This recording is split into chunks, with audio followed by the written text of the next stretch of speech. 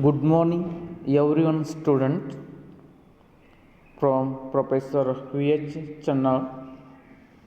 Continue on the subject of financial accounting, continuing on step conversion into single entry system.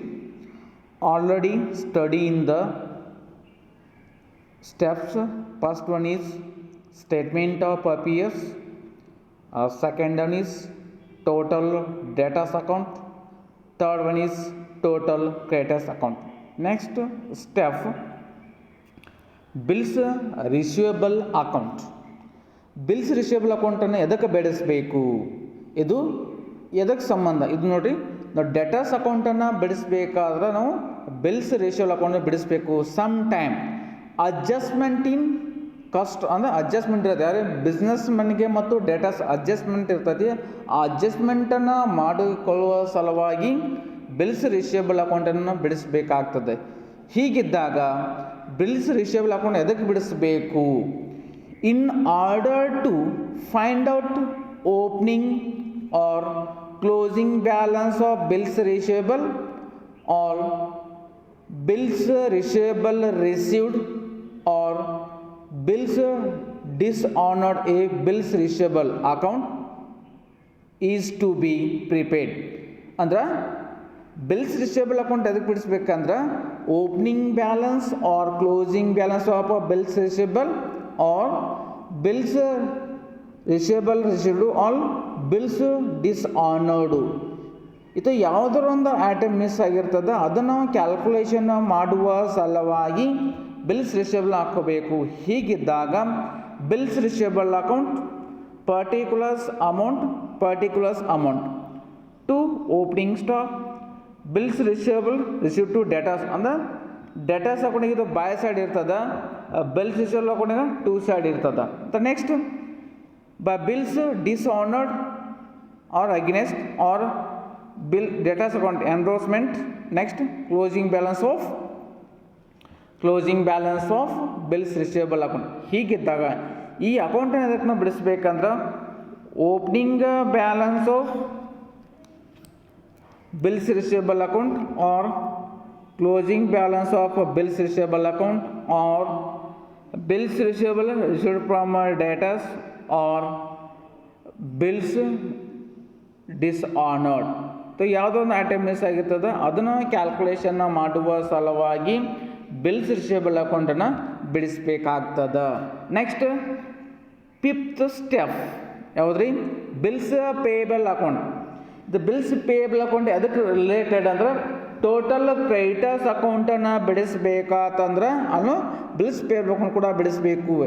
ಯಾಕಂದ್ರೆ some time ಅಲ್ಲೇನು ಬೇಕಾಗಿರ್ತದೆ, ನಾವು bills payable accepted ಅಂತ ಬೇಕಾಗಿರ್ತದೆ. ಈ ವ್ಯಾಲ್ಯೂವನ್ನು calculation ಮಾಡು ಅಂದ್ರೆ ದಿಸ್ ವ್ಯಾಲ್ಯೂ ಈ ವ್ಯಾಲ್ಯೂ ಅಂತ ತೊಗೋಬೇಕು. ಈ ವ್ಯಾಲ್ಯೂ ಎಲ್ಲಿ ತೊಗೋಬೇಕಾಗಿರ್ತದೆ, ನಾವು ಕ್ರೆಡಿಟರ್ಸ್ ಅಕೌಂಟಿಗೆ ತೊಗೋಬೇಕಾಗಿರ್ತದೆ. ಇದನ್ನು ಕ್ಯಾಲ್ಕುಲೇಷನ್ ಮಾಡುವ ಸಲುವಾಗಿ ಬಿಲ್ಸ್ ಪೇಯಬಲ್ ಅಕೌಂಟನ್ನು ಬಿಡಿಸ್ಬೇಕು. ಇದು ಅದಕ್ಕೆ ಸಂಬಂಧ ರೀ ಕ್ರೆಡಿಟರ್ಸ್ ಅಕೌಂಟನ್ನು ಬಿಡಿಸ್ಬೇಕಾದ ಬಿಲ್ಸ್ ಪೇಯಬಲ್ ಅಕೌಂಟ್ ಬಿಡಿಸ್ಬೇಕಾಗ್ತದೆ. ಹೀಗಿದ್ದಾಗ ಫಿಫ್ತ್ ಸ್ಟೆಪ್ ಏನ್ರಿ? Bills payable. ಈ ಅಕೌಂಟನ್ನು ಎದಕ್ಕೆ ಬಿಡಿಸ್ಬೇಕು ಅಂದ್ರೆ opening balance of bills payable account or closing balance of bills payable account or bills payable dishonored or bills payable accepted. ಈ ನಾಲ್ಕರಲ್ಲಿ ಯಾವುದರ ಒಂದು ಐಟಮ್ ಮಿಸ್ ಆಗಿರ್ತದೆ ಅದನ್ನು ಕ್ಯಾಲ್ಕುಲೇಷನ್ ಮಾಡುವ ಸಲುವಾಗಿ ಬಿಲ್ಸ್ ಪೇಯಬಲ್ ಅಕೌಂಟ್ನ ಬಿಡಿಸಬೇಕು. For ascertaining opening balance of bills payable or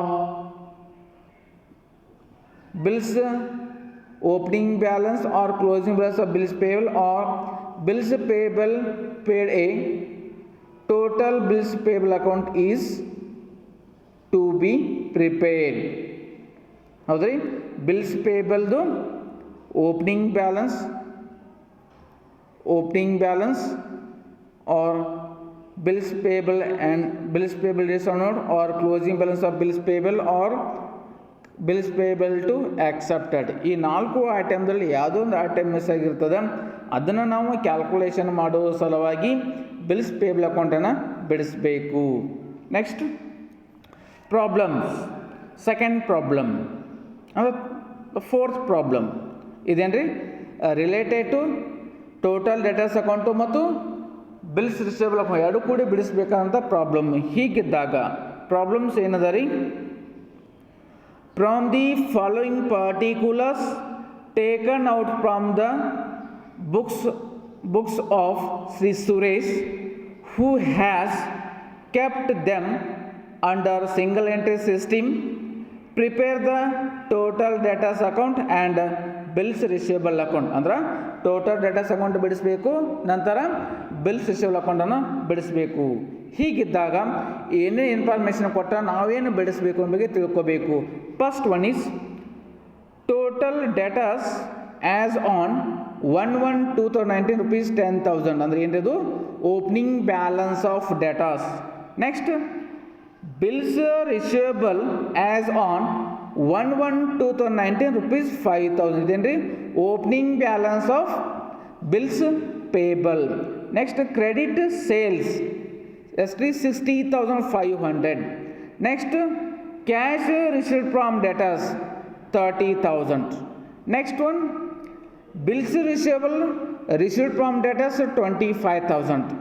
next cash received against bills 23,500. bad debts 600. discount allowed to debtors 1,400. bills receivable dishonored 500. sales return 2,000. ಹೌದು, ಇಲ್ಲಿ ಬಿಲ್ಸ್ ಟೋಟಲ್ ಡೇಟಾಸ್ ಅಕೌಂಟ್ ಮತ್ತು bills receivable ಸಂಬಂಧಪಟ್ಟಂಗೆ ಐಟಮನ್ನು ಕೊಟ್ಟಾನ. ಹೀಗಿದ್ದಾಗ ನಾವು datas ಅಕೌಂಟನ್ನು ಬಿಡಿಸಬೇಕು, bills receivable ಅಕೌಂಟನ್ನು ಬಿಡಿಸಬೇಕು. ಇಲ್ಲಿ ನೋಡಿರಿ, ಫಸ್ಟ್ ಒನ್ ಡೇಟಾಸ್ ಅಕೌಂಟನ್ನು ಎದಕ್ಕೆ ಬಿಡಿಸ್ಬೇಕಂದ್ರೆ ಇಲ್ಲಿ ನೋಡಿರಿ, ಓಪನಿಂಗ್ ಬ್ಯಾಲೆನ್ಸ್ ಆಫ್ ಡೇಟಾಸು ಕೊಟ್ಟಾನ, ಕ್ರೆಡಿಟ್ ಸೇಲ್ಸು ಕೊಟ್ಟಾನ, ನಂತರ ಕ್ಯಾಶ್ ರಿಸೀವ್ಡ್ ಫ್ರಮ್ ಡೇಟಾಸು ಕೊಟ್ಟಾನ. ಹೌದಾ, 4 ಕೊಟ್ಟಾನ. ಆದ್ರೆ ಯಾವ ಐಟಮ್ ಮಿಸ್ ಆಗ್ಯದ ರೀ, ಕ್ಲೋಸಿಂಗ್ ಡೇಟಾಸ್ ಇಲ್ಲ. ಕ್ಲೋಸಿಂಗ್ ಡೇಟಾಸ್ ಕ್ಯಾಲ್ಕುಲೇಷನ್ ಮಾಡುವ ಸಲುವಾಗಿ ಟೋಟಲ್ ಡೇಟಾಸ್ ಅಕೌಂಟನ್ನು ಬಿಡಿಸಬೇಕು. ನಂತರ ಬಿಲ್ಸ್ ರಿಸೀವಬಲ್ ಅಕೌಂಟನ್ನು ಎದಕ್ಕೆ ಬಿಡಿಸಬೇಕು, ಓಪನಿಂಗ್ ಬಿಲ್ಸ್ ರಿಸೀವಬಲ್ ಅದ ರೀ, ನಂತರ ಕ್ಯಾಶ್ ರಿಸೀವ್ಡ್ ಅಗೇನ್ಸ್ಟ್ ಬಿಲ್ಸ್ ಅದ, ನಂತರ ಕ್ಯಾಶ್, ನಂತರ ಬಿಲ್ಸ್ ರಿಸೀವ್ಡ್ ಫ್ರಮ್ ಡೇಟಾಸು ಅದ. ಹೌದು ರೀ, 4 ಅಂದ್ರೆ 3 ಐಟಮ್. ಅದು ಯಾವ ಐಟಮ್ ಮಿಸ್ ಆಗ್ಯದ ರೀ, ಕ್ಲೋಸಿಂಗ್ ಬ್ಯಾಲೆನ್ಸ್ ಮಿಸ್ ಆಗ್ಯದ. ಯಾವುದಕ್ಕೂ ಡೇಟಾಸು ಕ್ಲೋಸಿಂಗ್ ಐಟಮ್ ಮಿಸ್ ಆಗ್ಯದ, ಬಿಲ್ಸ್ ರಿಸೀವಬಲ್ದು ಕ್ಲೋಸಿಂಗ್ ಐಟಮ್ ಮಿಸ್ ಆಗ್ಯದ. ಅದನ್ನು ಕ್ಯಾಲ್ಕುಲೇಷನ್ ಮಾಡುವ ಸಲುವಾಗಿ ಡೇಟಾಸ್ ಅಕೌಂಟು ಮತ್ತು ಬಿಲ್ಸ್ ರಿಸೀವಬಲ್ ಅಕೌಂಟ್ ಬಿಡಿಸ್ಬೇಕು. First one total datas account opening balance ಅಂದ್ರೆ ಫಾರ್ಮೆಟ್ ಹಾಕೋಬೇಕು. ಫಸ್ಟು ಓಪನಿಂಗ್ ಬ್ಯಾಲೆನ್ಸ್ ಎಷ್ಟು ಅದ ರೀ, 10,000. ನೆಕ್ಸ್ಟ್ ಕ್ರೆಡಿಟ್ ಸೇಲ್ಸ್ ಎಷ್ಟು ಅದ ರೀ, 60,500. Next by side cash received from datas ಎಷ್ಟು 30,000. ನಂತರ ಬಿಲ್ಸ್ ರಿಸೀವ್ಡ್ ಫ್ರಮ್ ಡೇಟಾಸ್ ಎಷ್ಟು 25,000. ನೆಕ್ಸ್ಟ್ ಬ್ಯಾಡ್ ಡೇಟ್ಸ್ ಎಷ್ಟು ಅದ ರೀ 600 ಅದ. Next discount allowed to debtors 1,400 ಅದ. ನೆಕ್ಸ್ಟ್ ಸೇಲ್ಸ್ ರಿಟರ್ನ್ ಎಷ್ಟು ಅದ ರೀ 2,000. Next dishonour bills receivable dishonoured ಎಷ್ಟು ಅದ ರೀ 500. ಒಟ್ಟು ಟೋಟಲ್ ಎಷ್ಟು ಆತು ರೀ, total 71,000. Total 71,000. Difference amount the 71,000 ಎಲ್ಲ ಲೆಸ್ ಮಾಡ್ಕೋಬೇಕು. 71,000 ಒಳಗೆ 30,000 ಲೆಸ್ ಮಾಡ್ಕೋಬೇಕು ರೀ, 25,000 ಲೆಸ್ ಮಾಡ್ಕೋಬೇಕು, 2,000 ಲೆಸ್ ಮಾಡ್ಕೋಬೇಕು, 1,400 ಲೆಸ್ ಮಾಡ್ಕೋಬೇಕು, 600 ಲೆಸ್ ಮಾಡ್ಕೋಬೇಕು. ರಿಮೈನಿಂಗ್ ಬ್ಯಾಲೆನ್ಸ್ ಎಷ್ಟು ಉಳಿತದ ರೀ 12,000 is A closing balance of datas. ಇದನ್ನು ಕ್ಯಾಲ್ಕುಲೇಷನ್ ಮಾಡುವ ಸಲುವಾಗಿ ನಾವು ಏನ್ಕೋಬೇಕು ರೀ, ಟೋಟಲ್ ಡೇಟಾಸ್ ಅಕೌಂಟನ್ನು ಬಿಡಿಸ್ಬೇಕು. Next bills receivable account format ಹಾಕೋಬೇಕು. ಫಸ್ಟು ಹಾಕುವಂಥ ತಕ್ಷಣ ಓಪನಿಂಗ್ ಬ್ಯಾಲೆನ್ಸ್ ಎಷ್ಟು ಅದ ರೀ, 5000.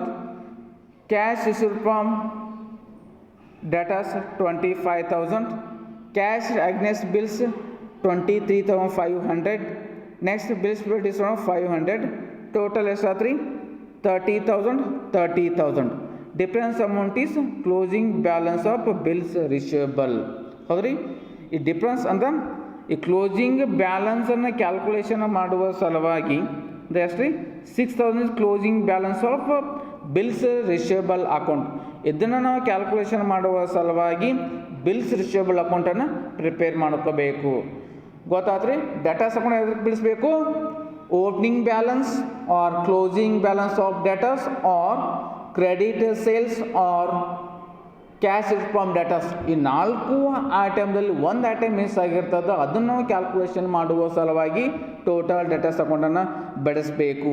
ಇನ್ನಂತ ಬಿಲ್ಸ್ ರಿಸೀವಬಲ್ ಅಕೌಂಟ್ ಎದಕ್ಕೆ ಬಿಡಿಸ್ಬೇಕು, ಇಲ್ಲಿ ಕೂಡ ಸೇಮ್ ಏನ್ರಿ, opening balance or closing balance or cash receive bills receive from debtors or cash received against bills.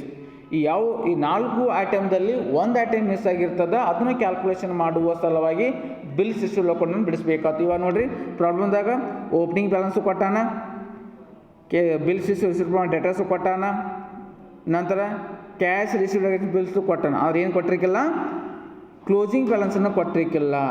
ಇದನ್ನು ಕ್ಯಾಲ್ಕುಲೇಷನ್ ಮಾಡುವ ಸಲುವಾಗಿ ಬಿಲ್ಸ್ ರಿಸೀವಬಲ್ ಅಕೌಂಟನ್ನು ಬಿಡಿಸಬೇಕಾತು. Thank you one and all.